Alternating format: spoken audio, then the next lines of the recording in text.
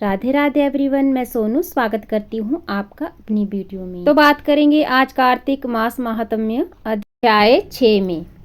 श्री कृष्ण गोविंद हरे मुरारी, हे नाथ नारायण वासुदेवाय, ओम नमो भगवते वासुदेवाय, नमो नमः।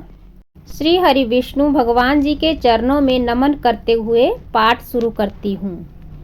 नारद जी बोले, जब 2 घड़ी रात बाकी रहे तब तुलसी की मृतिका वस्त्र और कलश लेकर जलाशय पर जाएं। कार्तिक में जहाँ कहीं भी प्रत्येक जलाशय के जल में स्नान करना चाहिए। गर्म जल की अपेक्षा ठंडे जल में स्नान करने से 10 गुना फल होता है। इससे 100 गुना पुण्य बाहरी कुएं के जल में स्नान करने से भी होता है।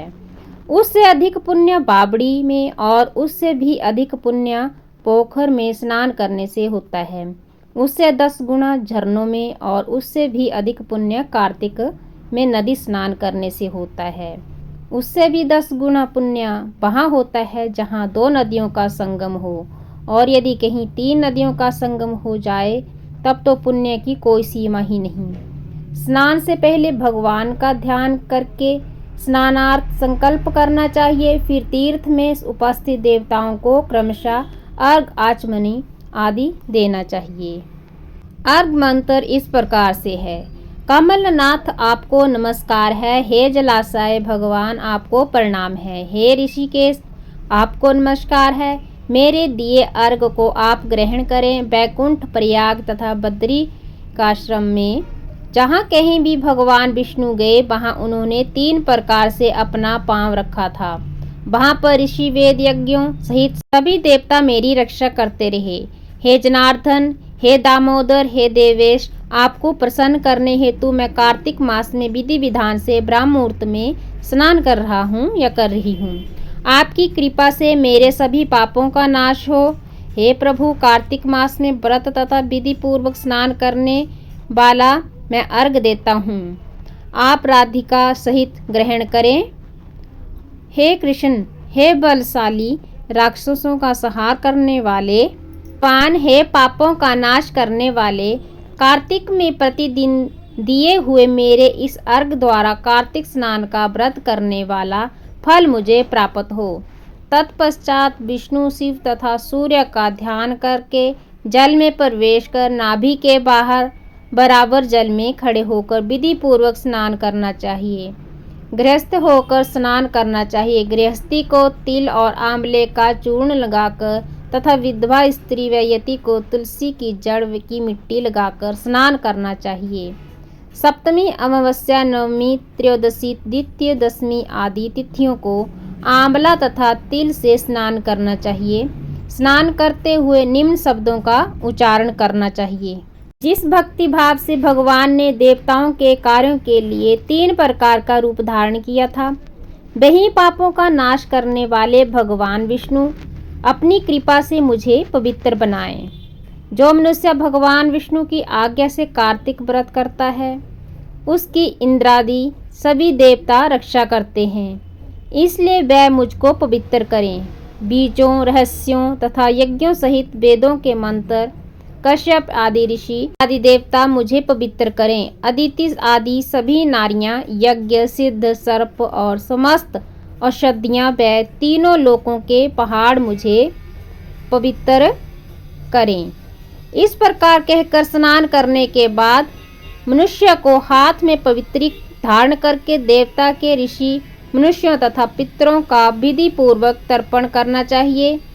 तर्पण करते समय तर्पण में जितने तिल रहते हैं उतने वर्ष पर्यंत व्रती के पितृगण स्वर्ग में वास करते हैं। उसके बाद व्रती को जल से निकलकर शुद्ध वस्त्र धारण करने चाहिए।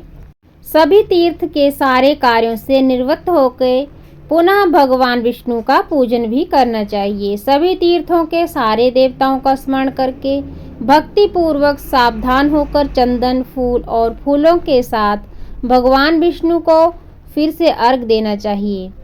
अर्घ के मंत्र का अर्थ इस प्रकार से है। मैंने पवित्र कार्तिक मास में स्नान किया है।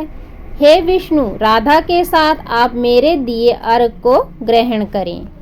तत्पश्चात चंदन, फूल और तांबूल आदि से वेद पाठी ब्राह्मणों का श्रद्धापूर्वक पूजन करना चाहिए और बारंबार नमस्कार करें। ब्राह्मणों के दाएं पांव में तीर्थों का वास होता है, मुंह में वेद और समस्त अंगों में देवताओं का वास होता है। अपने कल्याण की इच्छा रखने वाले मनुष्य को इनका ना तो अपमान करना चाहिए और ना ही इनका विरोध करना चाहिए। फिर एकाग्रचित होकर भगवान विष्णु की प्रिय तुलसी जी की पूजा करनी चाहिए। उनकी परिक्रमा करके उनको प्रणाम करना चाहिए। हे देवी, हे तुलसी, देवताओं ने ही प्राचीन काल से तुम्हारा निर्माण किया है और ऋषियों ने तुम्हारी पूजा की है। हे विष्णु प्रिया तुलसी, आपको नमस्कार है। आप मेरे समस्त पापों को नष्ट करो। इस प्रकार जो मनुष्य भक्ति पूर्वक कार्तिक व्रत का अनुष्ठान करते हैं वे संसार के सुखों का भोग करते हुए अंत में मोक्ष को प्राप्त करते हैं। जय श्री कृष्णा। राधे राधे। अब सुनेंगे आप राय दामोदर की कहानी। एक समय की बात है, एक छोटी सी लड़की थी जो कार्तिक नहाया करती थी। कार्तिक का महीना पूरा हुआ तो सब कहने लगी कि गंगा जी जाएं या यमुना जाएं या हरिद्वार जाकर आएं। एक स्त्री बोली कि मैं तो राय दामोदर भगवान को जिमाऊंगी। सब पूछने लगी कि ये कैसे होते हैं। स्त्री बोली कि मोर मुकुट, गले में बैजंती माला और हाथ में पीताम्बर जैसे होते हैं। राय दामोदर भगवान, वह लड़की अपने घर आई, भगवान की रसोई बनाई, मंदिर में आई और बोली, आओ मेरे भगवान आओ जीमो। मंदिर में भगवान नहीं मिले। मंदिर से शहर में गई, शहर से जंगल गई और जंगल से पहाड़ों पर चढ़ गई। भगवान को पुकारते सुबह से शाम हो गई। भगवान लड़की को पहाड़ पर चढ़ते देख बोले कि ये तो ऊपर से गिरकर मर जाएगी और मेरे सिर पर इसकी हत्या लगेगी। इसे दर्शन देने ही होंगे। भगवान ब्राह्मण का रूप धारण करके आए और बोले, चल बेटा, मैं तेरा भगवान हूँ, तू मुझे जिमा दे।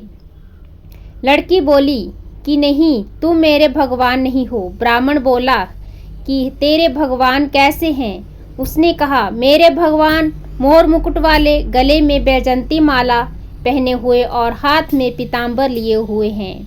ब्राह्मण बोला, अच्छा ऐसे हैं तेरे भगवान? हाँ, ऐसे हैं मेरे भगवान। अब भगवान ने लड़की के सामने अपना चतुर्भुज रूप दिखाया। अब लड़की खुश हो गई और बोली कि हाँ, तुम ही हो मेरे भगवान। अब आगे आगे वह छोटी लड़की भाग रही थी और पीछे भगवान आ रहे थे। भागते भागते संग की सहेलियों से बोली कि मेरे घर मेरे भगवान आए हैं। उनसे किसी एक ने कहा कि देखो देखो तो इसके भगवान कैसे हैं। जिनके भाग्य में भगवान के दर्शन लिखे थे उन्हें हो गए। हे राय दामोदर भगवान, जैसे आपने लड़की को दर्शन दिए वैसे सभी को दे। जय श्री राधे कृष्णा। जय राय दामोदर जी की। ये था कार्तिक मास का महात्म्य अध्याय 6 और साथ में राय दामोदर की कहानी भी। तो अगर आपको ये कहानी अच्छी लगी तो मेरी वीडियो को लाइक, शेयर और कमेंट करें। राधे राधे।